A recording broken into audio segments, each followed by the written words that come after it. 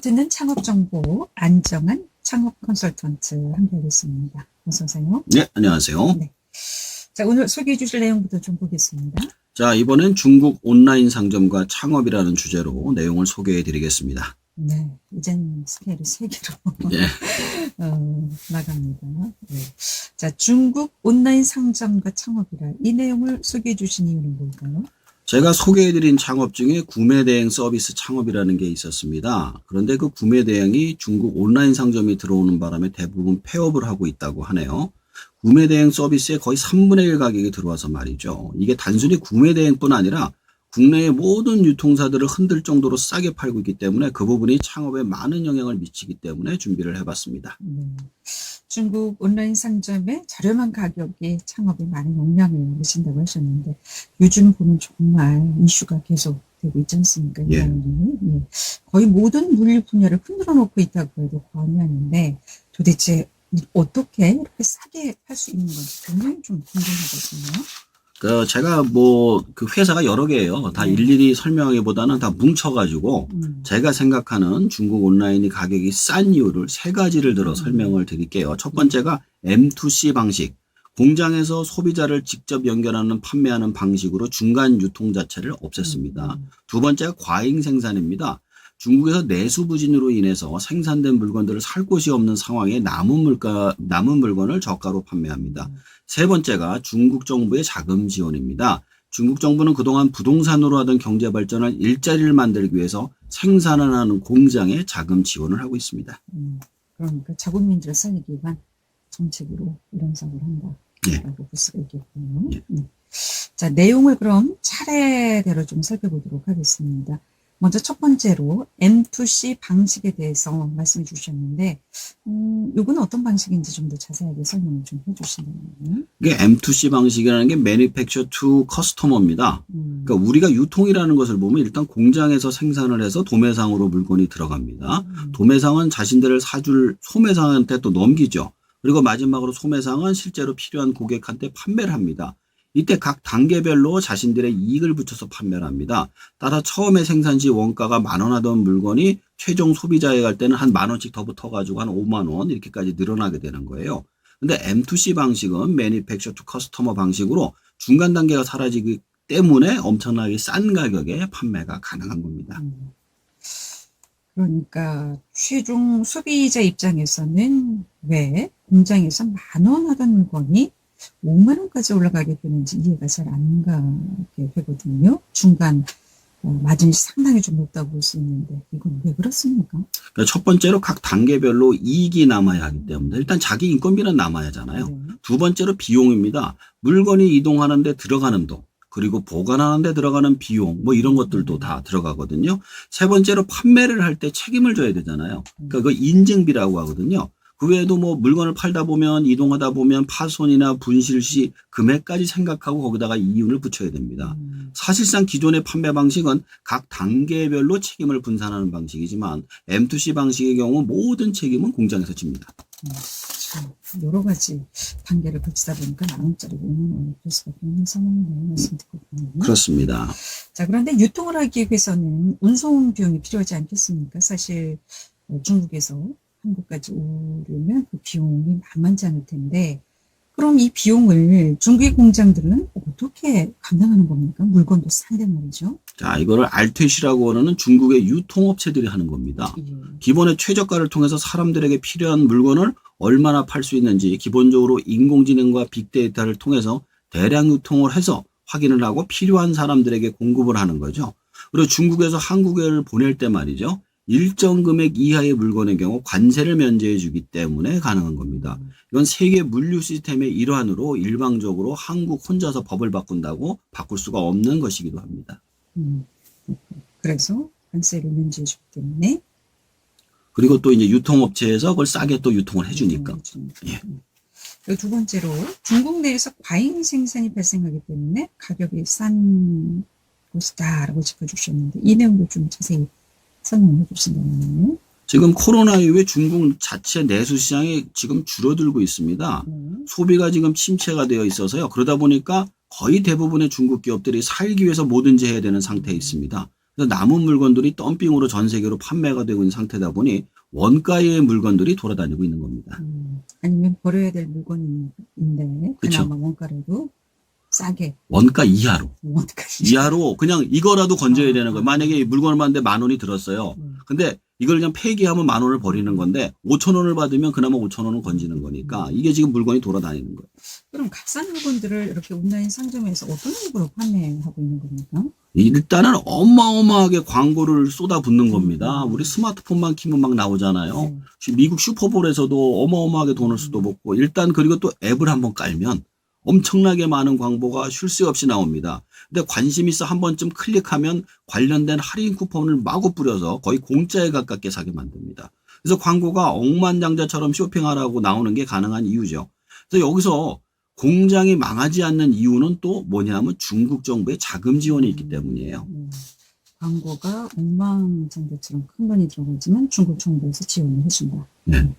가격이 쌀 수밖에 없는 마지막 이유, 지금 말씀드린 대로 중국 정부가 공장에 자금 지원을 하기 때문이라고 하셨는데 얼마나 자금 지원을 해주기 때문에 이게 가능할까요? 현재 중국의 국민 소득이 12,000불 정도 됩니다. 이쯤 되면 노동 집약적인 공장들이 1만 불 이하의 나라, 베트남이나 캄보디아, 인도네시아 같은 나라로 이동을 하죠. 그런 공장들을 이동을 막으려면 국내의 일자리를 유지하기 위해서 기존에는 도시를 만들고 아파트를 짓던 돈을 공장에 지원금으로 돌리고 있는 겁니다. 이런 식으로 유지는 불가능해 보이지만 세 개의 공장으로 있는 동안 전 세계 유통망을 장악하려는 시도로 보입니다. 그렇다면 전 세계 유통망을 이렇게 장악하려는 이유는 뭘까요? 어차피 공장은 이동을 할 수밖에 없어요. 국민소득은 계속 올라가니까. 근데 그 나라의 최종 소비자들을 자신들의 회원으로 가입시켜 놓으면 나중에 중국에서 물건을 생산하지 않아도 그 나라에 있는 물건이나 해외 물건을 연결해서 유통회사로서 수익을 올릴 수 있기 때문이죠. 만약 그렇게 된다면 그 나라, 뭐 미국이 됐던 뭐 한국이 됐던 그 나라 내부의 유통회사들을 무력화하게 만들기 때문에 유통 독점 회사로 갈 수도 있습니다. 엄청난 야망이네요. 예. 그러고 보면. 그럼에도 불구하고 각 나라들이 중국의 유통회사들을 통제하지 않는 겁니까? 못하는 겁니까? 그 이유가 좀 궁금하네요. 가장 큰 이유는 법을 바꿔야 되니까 시간이 오래 걸리는 거죠. 관련된 걸. 그리고 또 두 번째 이유는 물가 때문이라고 하네요. 우크라이나 러시아 전쟁 때문에 이스라엘 하마스 전쟁 등으로 지금 물가가 계속 오르고 있잖아요. 근데 중국 온라인앱이 물가를 낮추는 역할을 하고 있기 때문에 알면서도 막을 수 없는 상황이라고 합니다. 너무나 오르는 물가를 좀 안정화시키기 위한 일환이다.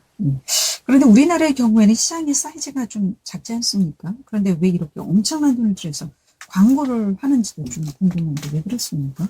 일단 우리나라 시장이 작다고 우리만 이렇게 생각하는 거예요. 전 세계적으로 작은 시장이 아닙니다. 국민소득이 3만 불 이상의 인구가 5천만이 넘는 나라가 미국, 일본, 영국, 프랑스, 이탈리아, 한국 이렇게 7개밖에 없다고 해요. 그리고 한국은 유럽과 미국으로 판매를 하는 물류의 허브이기 때문이라고 합니다. 그럼 우리나라가 그렇게 허브인 이유는 뭡니까? 이 정도 인구도 그렇게 많지 않은 상황인데 말이죠. 그러니까 코로나 때 유럽과 미국이 중국의 항공 노선을 대부분 폐쇄했다고 합니다. 그리고 FTA도 체결이 되어 있지 않아요. 그러다 보니 중국에서 한국으로 들어와서 한국의 항공기를 활용해서 유럽이나 미국으로 수출을 하고 있는 상황이라고 합니다. 그래서 요즘 항공기 배송이 아주 잘 되고 있다고 해요. 일단 한국에 들어오기만 해도 일단 여기서 판매를 할 수 있도록 만드는 것이죠. 그럼 중국 온라인 상점의 독점을 좀 막을 수 있는 방법이 있다면 어떤 게 있겠습니까? 일단은 뭐 관세라든가 뭐 인증비라든가 이런 걸 받을 수 있도록 뭐 법을 제정하는 것도 한 가지가 있겠지만 우선 물류 검사를 하는 항구가 지금 물건이 넘쳐서 제대로 검역을 못하고 있다고 합니다. 마약이나 총기 등의 물건을 잡아내려면 시간이 많이 필요하기 때문에 제대로 검역을 해서 시간을 지연시키는 게 그나마 유일한 방법이 아닐까 싶습니다. 실제로 일본은 그렇게 하고 있어요. 그것도 국내에 물류 창구를 만들어 버리면 별로 소용이 없을 겁니다. 물류 창구에 미리미리 물건을 재워두면 되니까요.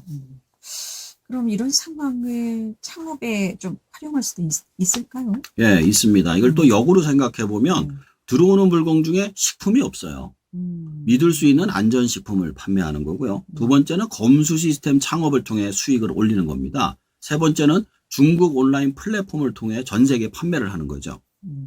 그럼 이게 우리나라로 봤을 때 우리가 이렇게 창업에도 활용할 수 있다고 했겠습니다. 예. 단점이 있다는데 미치는 영향도 적지 않을 것 같은 말이죠. 네, 그렇습니다. 일단 하나하나 좀 살펴보겠습니다. 네. 이게 안전식품을 판매하라고 이제 얘기를 드렸잖아요. 네.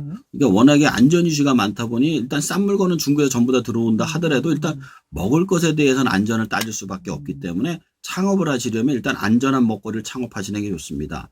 중국 온라인 상점에서도 국내 식품을 판매를 대행해 주는 이유도 여기 있는 거예요. 그래서 실제로 그 우리나라 그 어떤 밥 있잖아요. 네. 밥이나 김이나 이런 거를 이 중국 유통망에서 더 싸게 국내 거를 이렇게 팔아주는 그런 것들도 있더라고요. 그럼 이걸 이용한다면 우리도 창업하는데 그걸 또 국내만 파는 게 아니라 세계로도 세계적으로. 팔 수도 있는 겁니다. 자, 그리고 검수 시스템 창업을 통해서 수익을 올릴 수 있다라고 해주셨는데 이건 어떤 방법일까요? 자, 중국에서 들어온 물건 중에 전자제품이 상당수 차지를 하고 있는데요. 싼 물건만 들어오는 게 아닙니다. 상대적으로 싸기는 하지만 노트북이나 패드 같이 가격이 꽤 되는 물건들도 있습니다. 근데 이런 물건을 들여왔다가 그냥 반품을 하려면 복잡하기 때문에 중간에 검수하고 검수비를 받는 시스템을 만들어 수익을 올리는 모델도 있습니다. 이미 중고 사이트에서는 이런 검수 시스템을 활용하고 있는데요. 어떻게 하냐면은 제가 만약에 패드를 샀어요. 네. 그러면 직접 나한테 오는 게 아니라 검수하는 팀으로 가는 거예요. 근데 검수팀이 오케이를 하잖아요. 그럼 무조건 사야 되는 거예요. 그리고 나서 이제 만약에 근데 검수팀에서 아니다 그러면 100% 반품이고 그런 식으로 되는데 지금 보면 중국서 들어온 물건 중에 그래도 뭐 이렇게 비싼 물건 같은 건 검수를 중간에 해주고 비용을 받는 것도 한 가지 방법이 될 수 있다라는 그럼 거예요. 이 기회에 싸게 살 수 있는 이 전자제품을 좀 싸게 살 수 있습니까? 얼마나 쌉니까? 반값이에요 거의. 왜냐하면은 그 말씀드렸죠 중간 유통사가 없으니까 이거 거의 반값으로 살 수 있으니까 지금 이것도 판매가 많이 되고 있죠. 그럼 우리나라 제품에 큰 영향이 좀 있겠네요. 그래서 지금 문제가 되는 거예요. 너무 그러니까 그 우리나라 제품이 만약에 외국에서 물건을 들여오려면 거기다 인증비를 받아야죠. 그 인증만 해도 뭐 100만 원이 넘어요. 거기다 여기다 물류비도 다 내야죠. 뭐 해도 했는데 그 중간 과정이 다 없으니까 가격 차이가 이렇게 많이 나는 거죠. 그러면 전자제품을 모든 전자제품이 다 지금 들어오고 있습니까? 거의 다 들어오고 있죠. 자, 마지막 방법으로는 중국 온라인 플랫폼을 통해서 전 세계에 판매하는 조언이었는데 이 내용은 좀 어떤 내용일까요? 자, 앞에서 말씀드렸다시피 중국 온라인 경우 우리나라를 경유하는 식으로 전 세계로 판매를 하고 있습니다.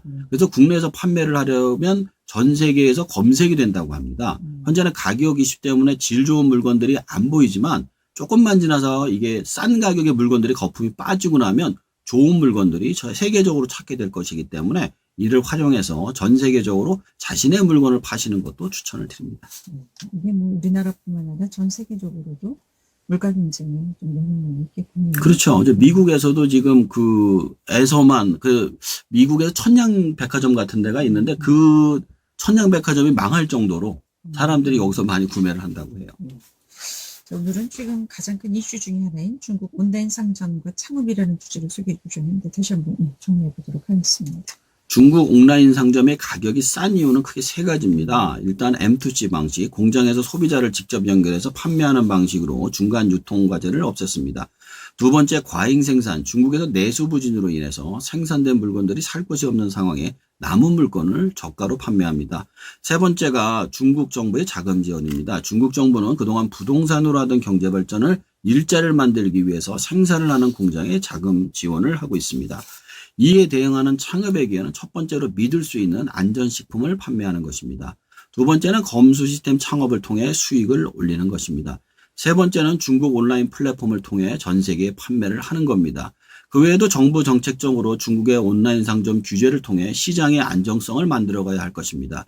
그렇지 않으면 국내의 온오프라인 유통산업이 전멸을 해서 중국에 완전히 종속이 될 수도 있습니다. 우리나라도 이런 빨리 좀 대응할 수 있는 정책이 필요하리라 생각합니다. 잘 들었습니다. 고맙습니다. 예, 감사합니다. 기로드는 창업정보 오늘도 안정한 창업 컨설턴트였습니다.